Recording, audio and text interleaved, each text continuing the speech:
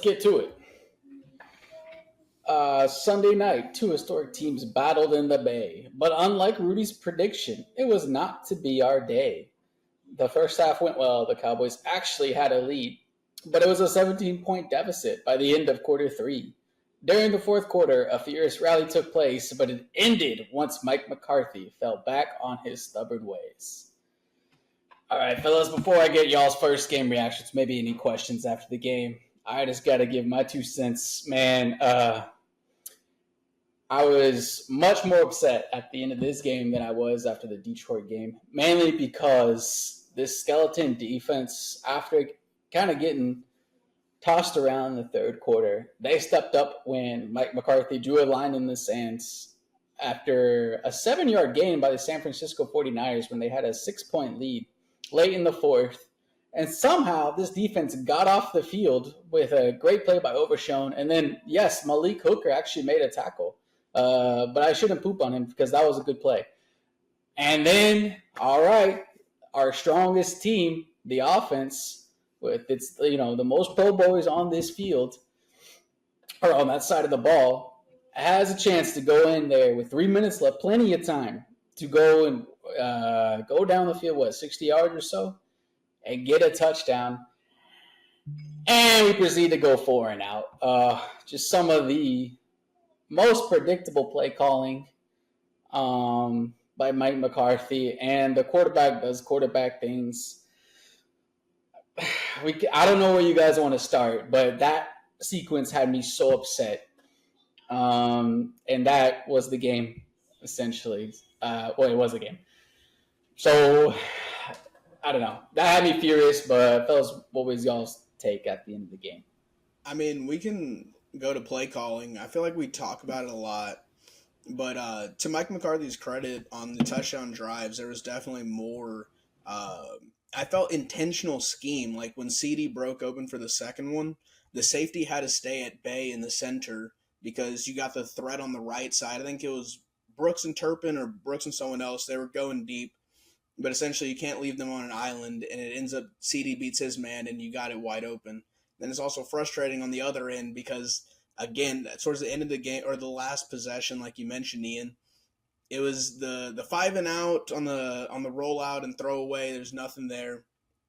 I mean, you can go to early in the game too. The first interception, the Niners know what we're doing, so it's frustrating when you see Mike break out of the habit, do good, and then revert back to it. The first half wasn't too bad, and then the third quarter was horrendous. And so, I don't know. It's just frustrating again. I mean, like I said earlier, indictment of your personnel, in my opinion. There's no such thing as a wide receiver 2 on this team. Nobody else on this team besides Turpin can get open. Obviously CD, but any of the other receivers, absolutely not. And that man Turpin too short, as we saw on the drop. And then the fact that I know people are like, oh, why did they go to Jalen Brooks? Well, he has to be out there. There's no one else, quite honestly, on the team. I mean, Tolbert's obviously there, but Brooks is wide receiver 4, essentially. So he's going to have to play. And isn't it ironic that, of course, he trips when the ball is coming to him again? Sure. I just don't want to blame one. You've had this personnel for quite some time, so you've had time to. What do you mean? No one's blaming the personnel. This is the reality. Is what I'm saying. The indictment is on who you have on the roster. It is because look, bro, San Francisco looked the same way last week when everybody went out on their wide receiver crew. So. It's and part they of adjusted, and even Debo went out in the second half, bro, and they still were able to find George Kittle the ball, and Ricky Pearsall was actually able to make some plays. And I don't know, the third string running back actually had himself you don't have any of that, bro. You don't have any. Ricky Pearsall is better than any other receiver you have not named CeeDee Lamb.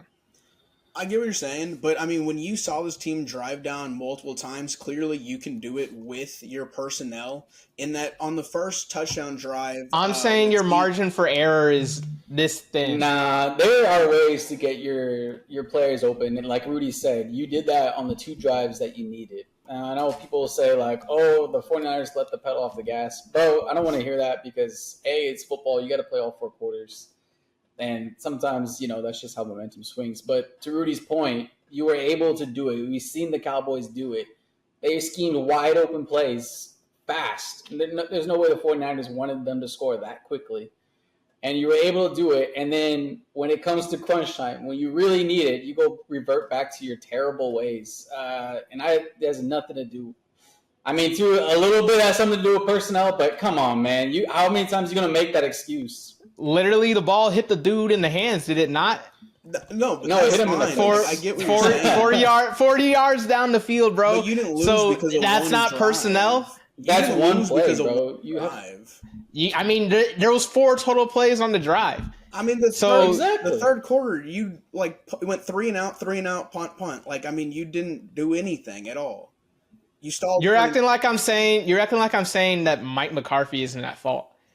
It's I don't know what you're saying, to be honest. I'm saying that it's more concerning that going forward, this is going to need to be addressed in the offseason. I can't roll next year with Brandon Cooks ain't going to be here. Thank goodness. I can't roll with Jalen Tolbert, wide receiver 3, if this is how it's going to be. And I can't roll with Jalen Brooks, wide receiver 4, wide receiver 3, whatever it may be in the pecking order. And then you might just have to revert Turpin just back to returning, quite honestly, and then the occasional jet sweep on the Lucky Whitehead role. So the point of the matter is wide receiver has become even more of a major need, especially, and I think last week was even more evidence why it was. I mean, look. Let me just say this too. Go ahead. I just have one more thing though. When we talk about personnel, bro, if you look on the defensive side of the ball, they have much worse personnel. You talk about these wide receivers are no good, bro. The D line is. I mean, they can't hit on a D line. They keep trying to spin assets. I'm not getting to my point, but my point is when it came to crunch time, they somehow made plays. Mike Zimmer dialed up the right plays and got these players in the right position to make plays when it was crunch time. And so you're like, okay, look, one side of the ball did it. They somehow pulled it off. All right, so we have better playmakers and better players on the offensive side of the ball, and the fact that that's what they put out on 4 plays, I just think. Yeah, to your point, personnel isn't good. That's why I'd say the 21-point third quarter in the Lions game, defense, well, that's just going to happen when you have Damone Clark out there. But to a point, you have crunch time, and you got to make a play there. They didn't do that. So I don't know what else you want to we already. I think it's both. They didn't make the play. I don't understand what else is there to say. Yeah, McCarthy didn't have it together the second half. I don't think it's going to be any better, quite honestly, going forward. And if you have better players, your margin for error increases. They don't have better players right now. They're not going to get better players you're not until next year. Expanding that margin for error by whatever that man is doing on the play sheet, bro. You could call the best play in the entire world. If your players can't get open, I will test that out. Look, my roster's not going to get better, so the only thing that can change is the plays you're calling. And if it's all flats to Ferguson, so what are we calling Rudy? What are we calling Rudy in the end? Draw up the playbook. Let's open up the playbook. What are we calling? No, I don't know, but if I was studying this, we do that too much. Go back and watch that, and Ferguson ran the same route every play. The first drive we scored, we actually why do you think that was creative?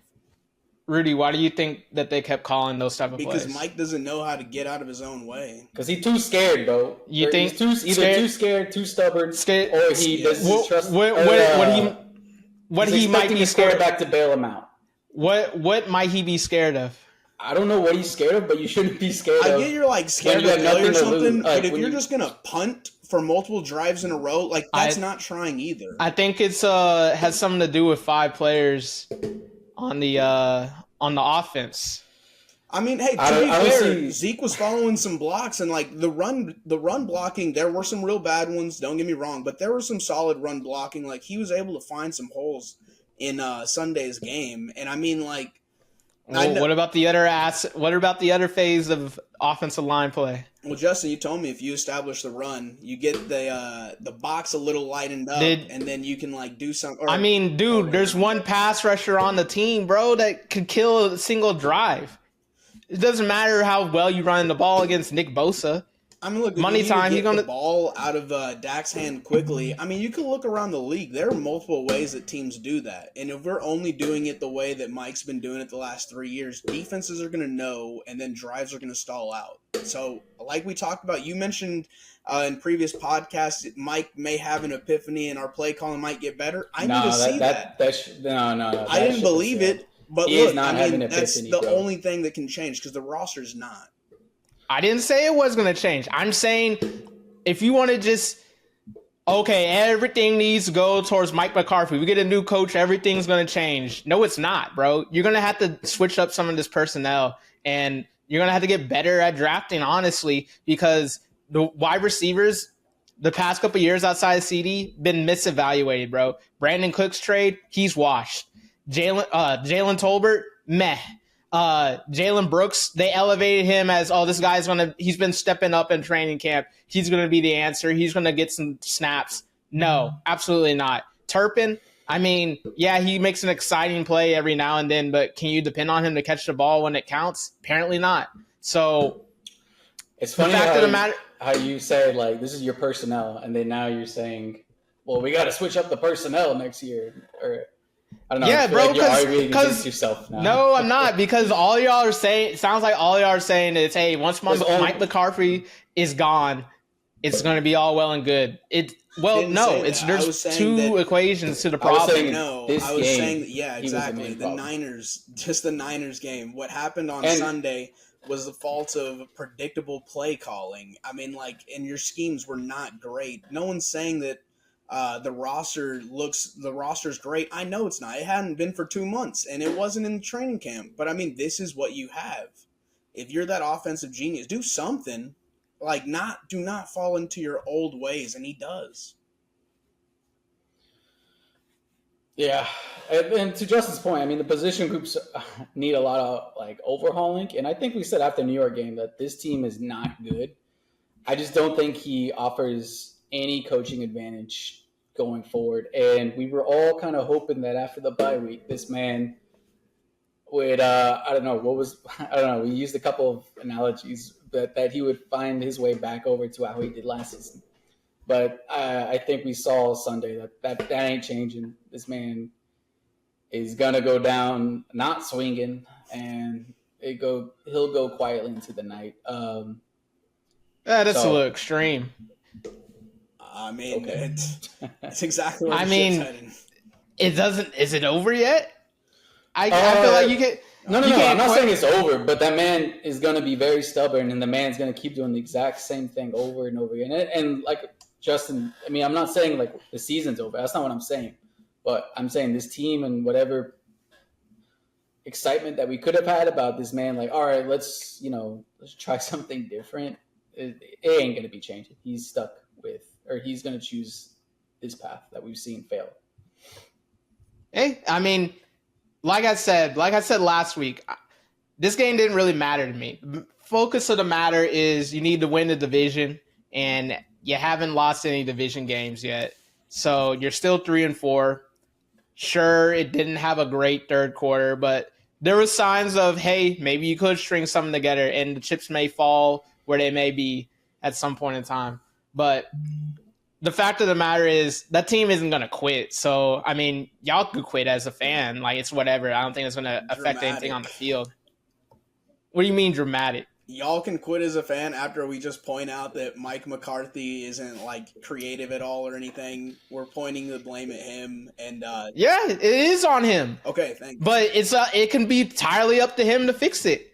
He's not going to fix it. I mean, he's not going to fix it. You can't say that until it happens, though. I think this was like the moment to fix it, and he didn't do that. Now I know the bye week is overblown of like, oh, look, you can switch up the entire playbook. No, I don't believe that because he really only has 1 week. But I just think, dude, we saw it. We saw it when you could go and win the game after like a terrible third quarter. He just didn't change, and there was this point in the Garrett era where we were like, all right, this man offers no coaching advantage at all. Whenever you go into games, you're at a detriment with this man as your head coach going up against whoever's on the opposite sideline. And I kind of feel like now we're at that point with Mike McCarthy is that he's not going to do anything that's going to put you ahead and across most of the NFL teams. Well, they'll still probably win 9 to 10 games. So it is what it is at the end of the day, in my opinion. I mean, he's not going to get fired mid-season. So no, I don't think that either. You're stuck. I'm still saying like, yeah, he'll still be there, but it's just like that's almost why it's more frustrating because you know he's going to be there. So like, do something, or I'm stuck watching the same exact plays over and over for. I would think McCarthy would have like, just like he just seems really cool with like, yeah, it's okay. And that's just really surprising to me that he's choosing that path. And I guess you can continue to hold out hope, but I just don't see how you can continue to hold out hope. I think you have your evidence after. You catch better matchups. You get a break here and there. I mean, we've seen that last year. That man would like show up. I'm not saying I'm not saying they're going to go anywhere. I'm just saying that it's still possible. No. Everyone here picked that they were going to lose. I'm agreeing. I know, but I'm just saying, like, I ain't trying to like sway you one way or the other. I'm just saying the reality is like he's going to be here. No, because it's just like, why are we hemming and hawing about McCarthy, bro? He's not coming back next year. We're just pointing out. I just don't see. Yeah. Huh? Are we not reviewing the 49er game? No, we are. I'm just saying, like. And so, if our observation, how many times can you talk about McCarthy's play calling? Like, it is what it is. It sucks. But Justin, wouldn't you say that's the only thing that could probably change realistically this season and actually move forward? What else is going to change? I think your defense gets healthy. Well, I mean, yeah, that is one thing, and we could talk about. Hey, it's kind of weird that Donovan Wilson, not to call him out, but why do we have these same players that are underperforming? How is the backups not coming in? I think that's something we could talk about. I don't understand how Wanye Thomas and I think Marquise Bell did get a couple snaps, but it was towards the end of the game. I don't know what happened there. McQuamu got in the game towards the end too. Yeah, but he was at corner, wasn't he? But anyways, that is kind of weird. I don't understand why. It seems like Mike Zimmer is almost falling victim to politics, which I thought was gone with Dan Quinn with team politics. I'm kind of surprised that there's no switch going on over there on that side of on the defensive side of the ball. I thought for sure we would switch that up. And then, we could talk about the running back situation, but that shit's tired, and I don't have any. I would think that is less of a talking point than talking about Mike McCarthy's play calling, because, like I said, that's the one thing that can change and put this team forward. And for whatever reason, he ain't doing it. I think too why it's not like the first thing we're talking about Mike Zimmer is because at the end of the day, at the end of the game, the defense did give the offense a chance to win the game. I'm not rolling with that. You don't absolutely think so? Not. No, because you made one stops. You made one play all the second half, bro. I'm not rolling with that at all. Don't get me wrong. The third quarter was heinous. I mean, the Niners scored 3 touchdowns, but the fourth quarter they did get stops. I mean, that's what we needed, especially when they started a drive dang near in the red zone. You stepped up when you needed to, really, to keep them out of the end zone, force a field goal, and give the offense a chance. That's all you can do at that point. You can't go back. No, because you have to get stops then and there. It's the same players. Y'all talk about McCarthy doing the same thing every time. It's the same players every time when it comes to the defense. Oh, don't get me wrong. Donovan Wilson was toast guarding. You're not gonna do anything. You can't do anything about D-line. It is what it is at this point. But safety play has got to improve.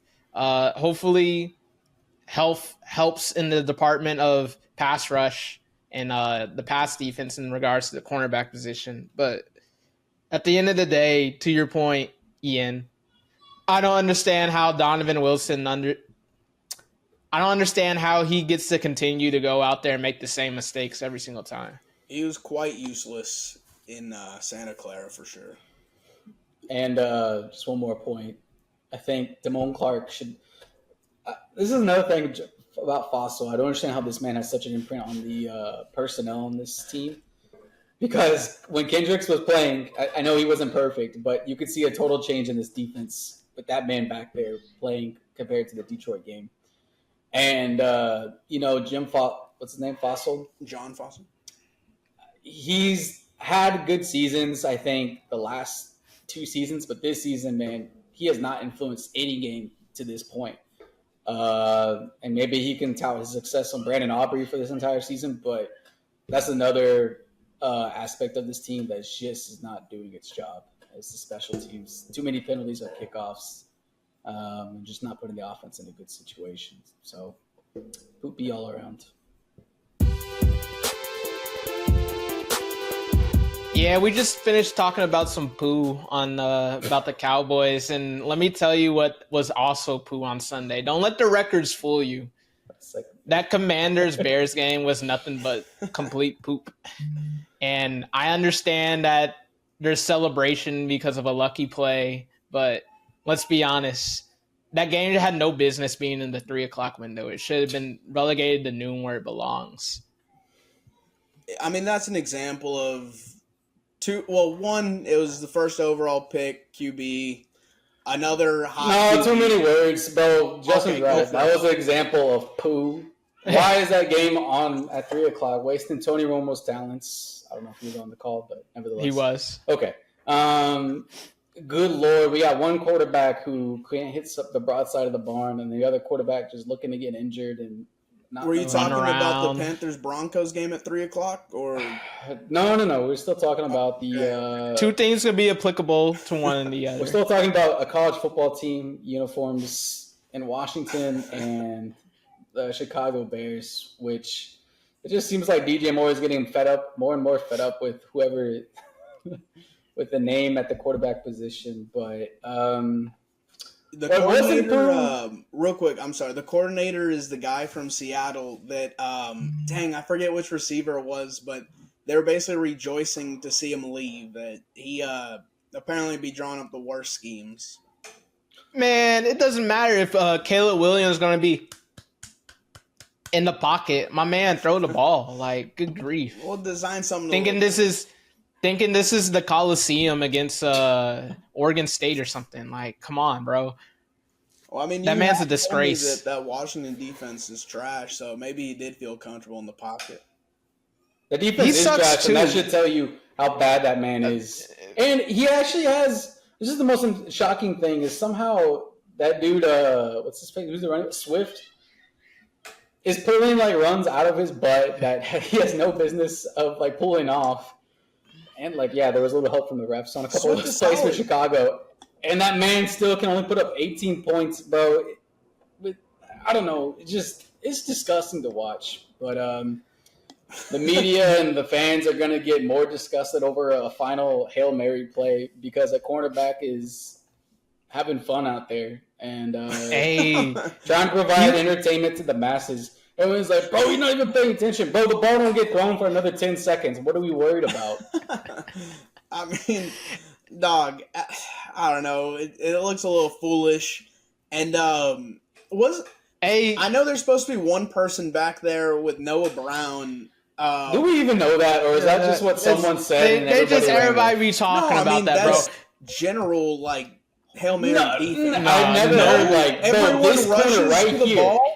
This corner on the edge, right here in the end zone, bro. He's supposed to watch I'm the not guy saying who it's caught the him. touchdown pass. No, more than anything, I'm pointing out the Bears' lack of quality defense in that moment. Bro, he made a play. In my opinion, that man was pumping up the crowd, doing the theatrics, and that's what makes it even more egregious by the media. They're like, bro, why is he doing all that? He's not paying attention. That's his fault because he was doing all that. He was the first one to the football. How's that possible? He tip drilled. Yeah, that's definitely fair enough. And not first of all, you've already mentioned it, but yeah, the media easily makes you want to root for someone like that. But no, he tip drilled. That's the opposite of what you're supposed to do on the Hail Mary play. You're supposed to. That man was turning up. That man was turning up all game, so that's how I became a fan because if I'm not that wrong, boy was. He was the one before the game who made a bet with a fan, right? Yeah, and I respect again, adding more to the lore. That man was woofing at Terry McLaurin's face, getting up, literally influenced the ref to keep his flag in his pocket after already getting an unsportsmanlike penalty. That man said, "I'm fearless. Sorry, I could get thrown out if I wolf at Terry McLaurin right here and there, but I made such a great play on this deep ball. I'm going to wolf." And I can do nothing but applaud that man. It's probably the most aggressive seatbelt strap I've ever seen, to the point where the referee was touching the flag. But to Justin's point, he somehow Terry talked his way out of McLaurin. it. And he somehow was able to make Terry like shake his hand, though. I don't understand the mental gymnastics. He knew that was a real competitor out there, and I can only be a fan of that. That's great competition, quite honestly. Too many people get caught up in the weeds and how it happened. Another thing that people get caught up in the weeds of, they're just like, bro, it's this team's offense isn't very good, so the team must not be good. The Pittsburgh Steelers, quiet as it's kept, they might win the division in my books. Yeah, I think they're well on the way. But yeah, for some reason, if it ain't 500 or if it ain't like 300 plus yards, for some reason, the team just sucks, or a team is, I don't know, lucky. Bro, Justin, if this Pittsburgh Steelers team had like a run game, bro, they would be lethal, man. I mean, they would actually have something, but unfortunately, they got that man Najee. I guess the injury to Cordarrelle Patterson really did a number on them, because he's still not back. No, they have some other guy back there too. Jalen Warren looking better than got Najee. back, I think Warren got back this week. He sucks too, though. Oh, okay, never mind. Well, that was the guy I was hyping up. But yeah, like the media don't know what to do when it comes to like a team that's actually good defensively. Like basically, they were like a 500 plus yard offense is what the Pittsburgh Steelers have, but on defense, bro. Because that team is stout, and I mean it was the Giants, but bro, you still got to make plays, and that's what they be doing. And not just the defense, but like the special teams is winning games for them too. And to me, that's beautiful, and that's something that's what real football that the old heads fell in love with, and that's the football I still appreciate today. Another year under Mike Tomlin, to be honest, where you're like, Jesus Christ, if he just had a decent offense, because like, yeah, his defense leads the way every season. And they are one game ahead of the Ravens right now. Yes. I think they're tied. Oh, wait, no, because Baltimore has 3. Yeah, I forgot. But they haven't. So, yeah, the real meat of their schedule comes soon, because I don't think they have had a division game yet. I mean, like, I do expect the Ravens to pull out in front of that. You do not. I mean, we don't have to get into this Jameis again, is the GOAT, so, I mean, you knew that was coming, but I don't know. As unserious as they are, I do expect the Steelers' defense or offense to end up hoeing them at some point. Because, like, I don't know, the Steelers are a good team, but as you saw when we played them, too, you can pass on them. Like, you can find ways to get your second receiver open. So, I don't know. It is impressive. They different, though, in the division, bro. When it comes to division games, they always get a game on their rivals, even if they're not as good. They ain't those stinky Bengals. Yeah, and now they actually look like they might be on the level after the Kenny Pickett years. So I don't think the Ravens are guaranteed to take that division. That just tells you how much of an indictment Kenny Pickett was. That man couldn't string together any offense, couldn't protect the ball, but Russ Wilson, Justin Fields, below average right now, but they at least are making a good enough plays to not even that. They're just not blowing up the game. Yeah, they're just average, but they're like doing it well. I mean, they're doing it averagely. Another team that somehow very good. Yeah, there you go. That's what I'm trying to say. Another team that somehow quietly turned the ship, and maybe this is just an AJ Brown thing. Oh, I thought you were going Eagles. To Washington. Oh, okay. No, we just talked about them, bro. Ain't nobody worried about.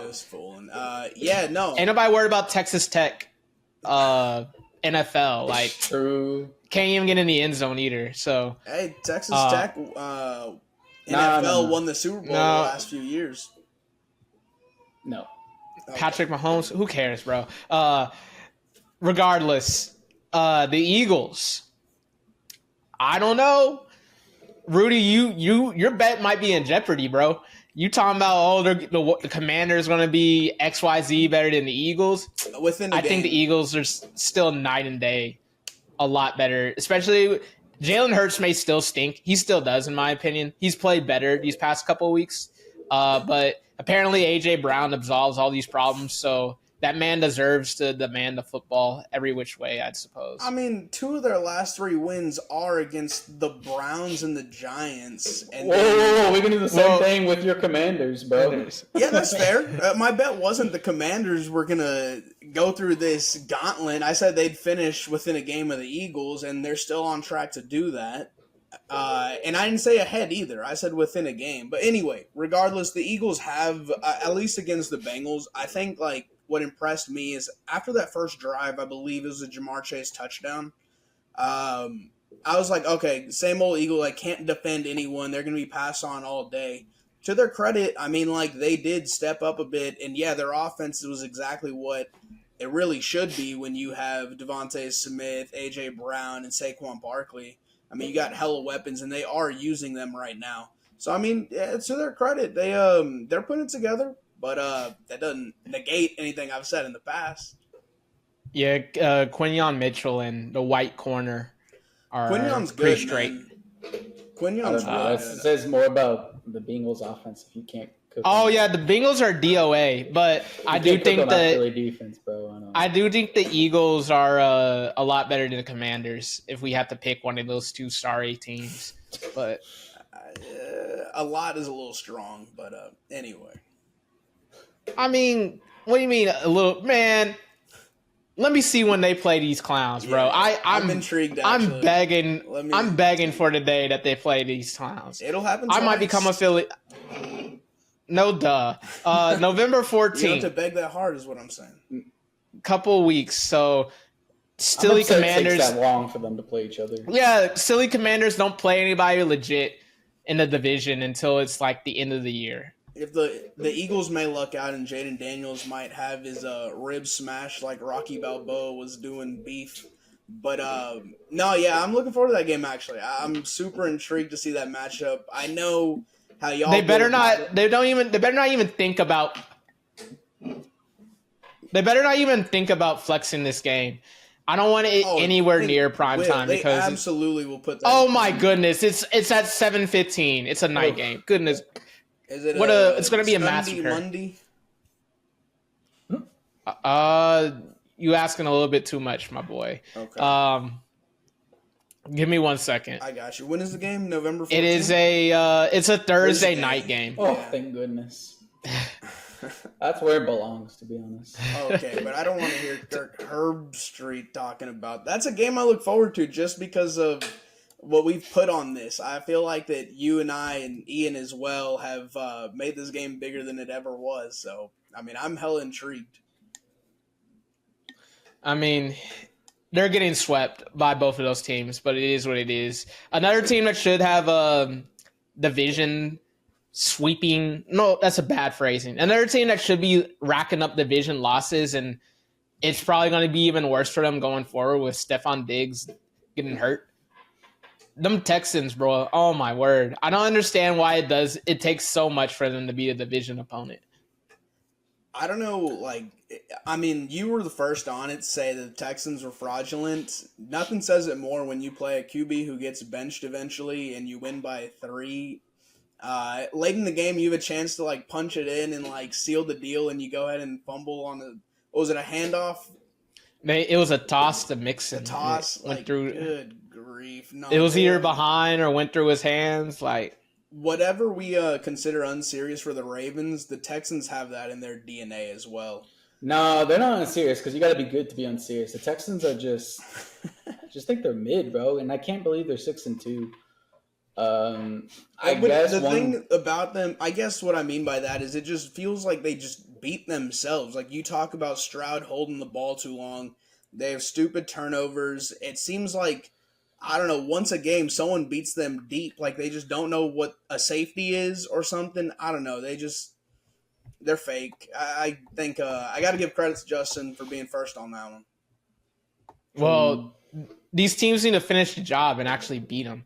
They've pulled a rabbit out of their hat, 4 weeks in a row now? I mean, look. Speaking of, to be fair though, we all know how it's going to play out in January. yeah, that's exactly what I was about to say. Like, they're going to win the division, but yeah, exactly. They're going to get smashed in the playoffs, so they'll get their comeuppance. Well, which is why I don't get, to kind of bring it back to the Cowboys, I don't get why people are like, man, this upcoming stretch of the schedule, pretty tough. You play the Falcons, another unserious team that who knows what you're going to get with them from each week to week. The Texans, and we just addressed them, and then the Eagles. How's that? Like, if you look at it on paper with the records and like who the quote unquote stars are, you could be like, oh, I know these players. They have a quote unquote really good record. There's going to be tough opponents. I would say both bird teams I don't think have so. At least a roster advantage over you. And we just talked about how McCarthy doesn't exactly give you the coach advantage. Bro, not that how many? Sirianni's- You want to know how many sacks the Falcons have this year? How many? I saw a stat today that Matthew Judon hasn't gotten a sack since week 2, and he still leads the team in sacks. They have 7. 7? Hey, man, we sent like 7 men on blitz and didn't even get near Brock Purdy, so it sounds familiar. I mean, well, they got all that money invested in pass rush. All of our money is on the IR right now, so... I just got to give props to Justin again and say, like, yeah, he mentioned that there's no good team in the NFL, and I will maintain that the Chiefs are the only good team in the NFL, and I would probably bet pretty heavily that they'll repeat this year. With the Cowboys, those 3 opponents that you mentioned, man, none of those are like I was more worried about the 49ers than I am about any of these upcoming teams. To be fair, look, before the season started, after the way that the Eagles finished their season last year, you wouldn't have said that's a serious team. Justin called out the Texans, and then the Falcons made a few moves, but, I mean, their base was still trash, so, I mean, those aren't the teams that I think people really fear. Oh, you are living in Aaron Rodgers' dark cabin. The ayahuasca retreat might have isolated you from this noise, bro. Because I mean, clearly, look, I was the one who said that Philly wasn't even going to outright dominate the division. I said Washington was going to stay within them. So what we're saying is like, bro, you're not hearing the chatter going on about. Oh, I saw the Falcons where's the win coming these next 3 weeks, and we're talking about the Falcons, which, we talked about Mike McCarthy, but bro, who's the head coach over there? The Falcons. Raheem Morris. He's supposed to be the defensive guy, right? Yeah. And I mean, I think they're getting turnovers, but how do they not? How's the Judon stat that Justin just gave? How is that real, bro? Because I thought that was what they're good at, and it's kind of just the offense. I kind of feel like with Kirk Cousins. I mean, come on. They got the 2019 safety secondary, which they played well with Bates and Simmons. Who's my boy? Simmons. Old man Simmons. So I think that's kind of like you said, kind of the turnover luck and opportunistic play on defense. But boy, don't let Micah come back this week against Kirk Cousins, please. And Bland. If those two could somehow get back, and like we said last week, we won't know until tomorrow. But if you're gonna get a real. I think it's gonna be night and day at least, like pass offense or pass defense. Like with Bland in the fold, Micah back in the fold. I think it's gonna be night and day. I think they have plans for Overshown that isn't just gonna be, hey, just be a standard linebacker. But I think given that the Falcons don't really like to run the football, or they tend to forget about running the football despite having pretty big investments in it, why should you fear the Falcons? I mean, you didn't know how to guard a tight end this past week. That's please. And then also to Kyle Pitts. To back up Justin. I mean, he's not horrible. This is Mike. I mean, like the one he guy had a great game this past week. Well, the one person I was hyping up last segment was Mike Zimmer, and it's the way he got his defense playing. And if anything, Mike Zimmer knows is Kirk Cousins and anything that man does well. So I think That's an extra recipe. And if that man gets all of his ingredients back, boy, he gonna be cooking.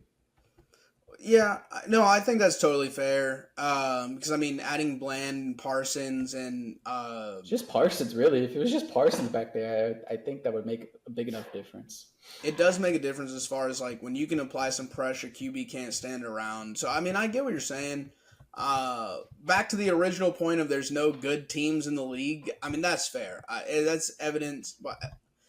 Cowboys, who I don't know who y'all are listening to, because again, I try to avoid the radio, but anyone fearful of everyone, that's just doomsday Cowboy fan. Like, that's not surprising. It's not new.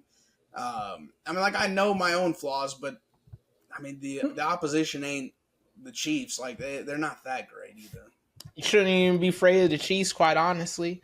Them Raiders had a shot if that boy Minshew wasn't at the helm. Oh. They said I don't know if this was design. I don't know if this was I don't know if this was the call, but the Raiders had the ball after a Mahomes pick, I think at the 5. Yeah. In the either in the third quarter or early fourth quarter. And it was 13-17.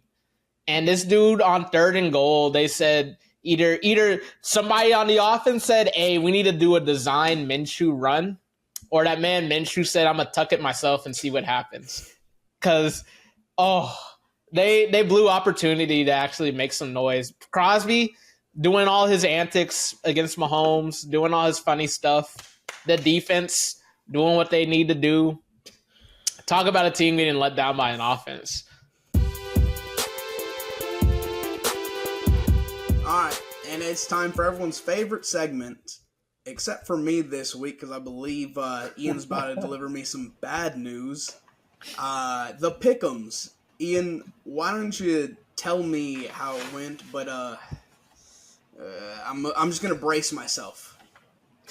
Rudy, you actually did really well, bro. You had your best return on a week in a while with 8 wins. Oh. But unfortunately for you, sir, you still in 3rd place after that week because Justin finished with 9 wins, 1 ahead of you, and your boy finished with 11.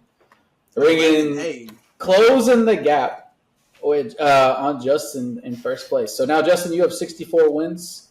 A healthy lead over Rudy, who has 55 wins, but only a 3-point lead over your boy, who has 61. Rudy, back to you.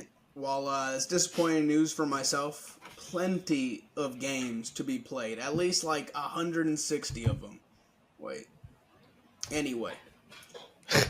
Over 100 Yeah, of them. good luck with that. Yeah, 10 weeks, less than 16, about over 100. Anyway, we're going to start off on Thursday night. We're going to get a battle of a Justin says they're a fraud versus a guaranteed fraud and put them in the ground 2 weeks ago. We got the Texans and the Jets.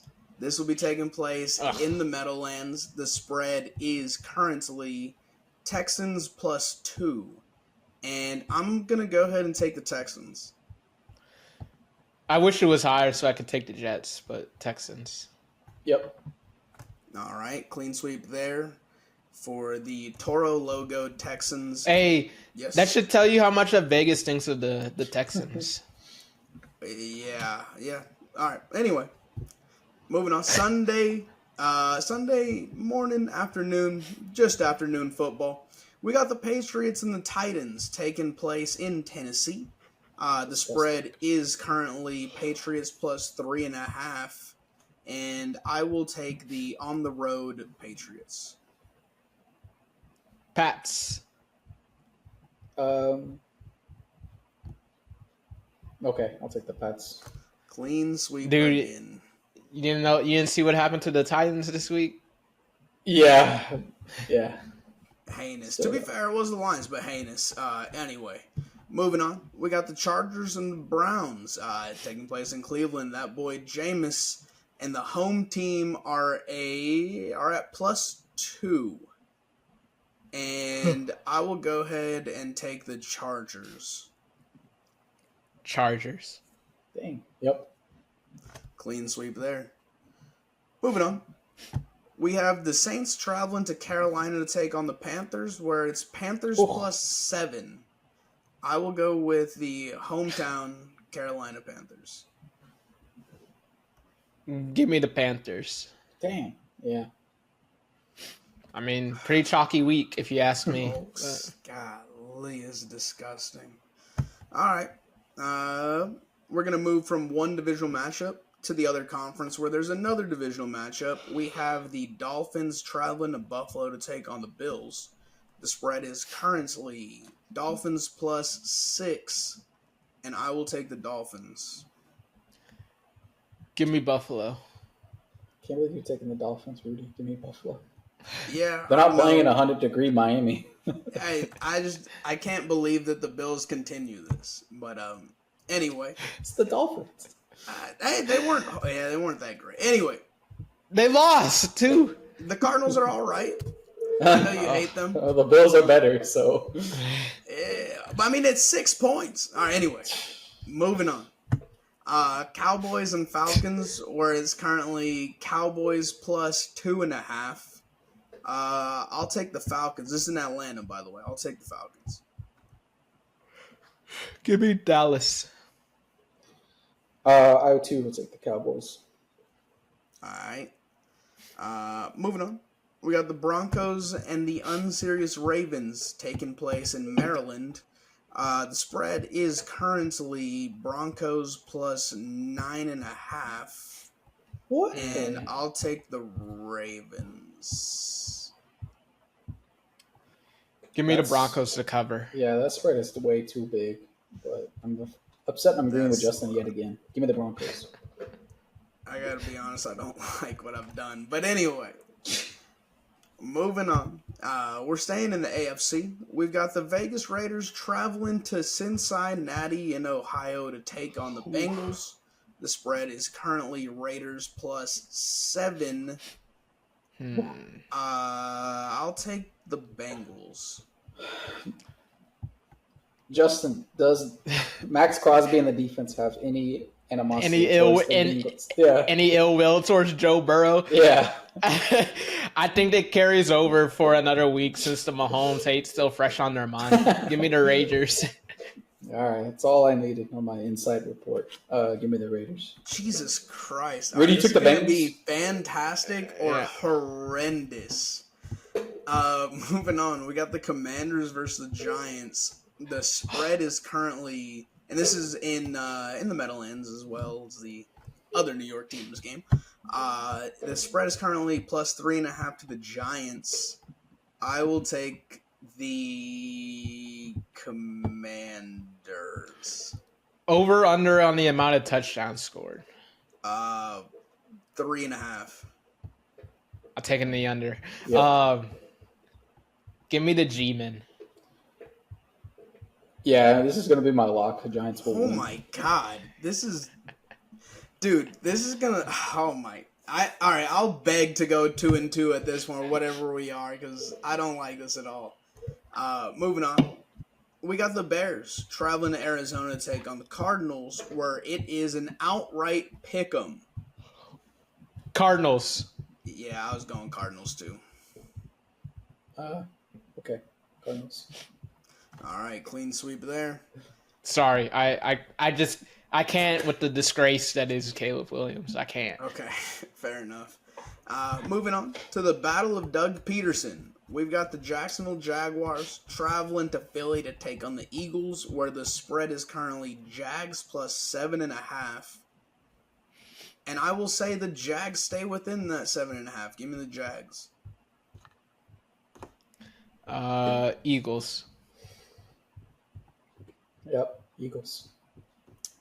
All right, actually, I've changed my mind. This is going to be an incredible week for me. I think I might go 8-0 on these differential picks and make up hella ground. All right, well, we got a divisional matchup here out on the West Coast. We got the Rams traveling to Seattle to take on the Seahawks. The spread is currently Seattle plus 1.5. And I will go with the Rams. Yeah, give me LA. Yeah. All right. Clean sweep there. Moving on. To another divisional matchup, we got the Lions traveling to Green Bay to take on the Packers. The spread is currently Green Bay plus 3.5. I will take the road dog Lions. The road cat, if you will. Yeah, give me the Lions. And Jordan Love hurt too. I don't know if he's out. I think it's just questionable right now. Regardless, give me the Lions. Hey, Malik Willis was like 2-0 while Jordan Love was out or something like that. Yeah, he protects the football. So now we're moving to Sunday Night Football. We got the Colts and the Vikings taking place in Minneapolis. What are we doing? The spread is currently Colts plus 6. And I will take the Colts. Give me the Vikings. I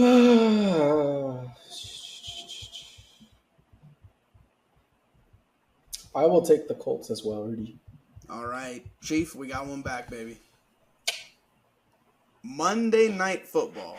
A battle of Super Bowl, whatever number it was. We got the Buccaneers and the Chiefs taking place in Kansas City.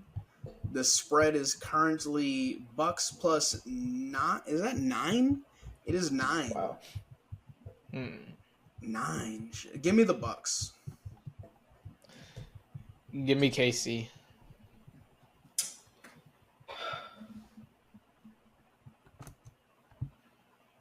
Yeah. Damn. It's a big spread, but I think the Chiefs will cover. All right. So it looks like I'm making up hella ground, or I can just immediately retire after this week because it won't even be close. But we shall see. But that will conclude this week of Pick'ems. Anything else? Nah. Let's get at it.